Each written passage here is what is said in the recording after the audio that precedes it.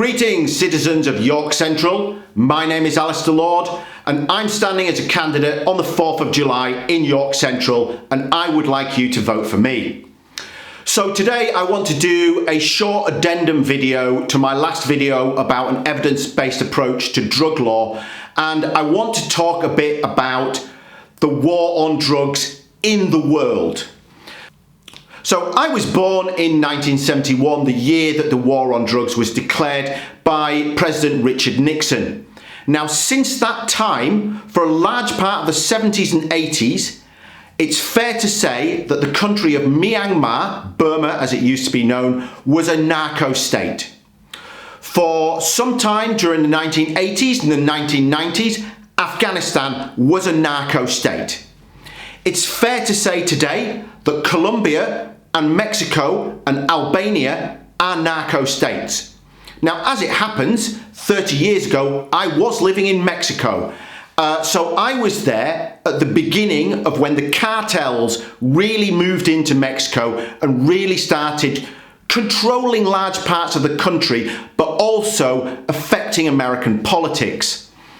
So in a number of the northern states in Mexico, where it borders the United States, there are simply no-go areas, and areas the areas where the army or the police do not go to because they are controlled by criminal drug gangs. And these criminal drug gangs, they murder people on a regular basis. They kidnap people, use them as drug mules, use them as slaves, use them for all types of nefarious activity. This would not be happening if not for America's catastrophic war on drugs.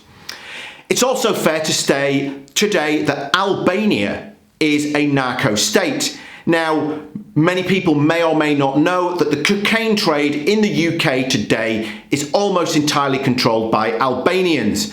And also, there are large areas of Albania where cannabis is grown en masse and shipped to the UK and other European countries. When countries become narco-states, there is so much money controlled by criminal gangs. They bribe police officers, they bribe politicians. The rule of law ceases to exist. This happens as a direct consequence of the prohibition of narcotics. Now, the only way we are going to stop this is, first of all, to withdraw from America's war on drugs, and secondly, to have an evidence-based drug policy in the UK and encourage other countries to also have an evidence-based approach to drug law. Thank you for giving me your time today, and remember, on the 4th of July in York Central, vote Lord.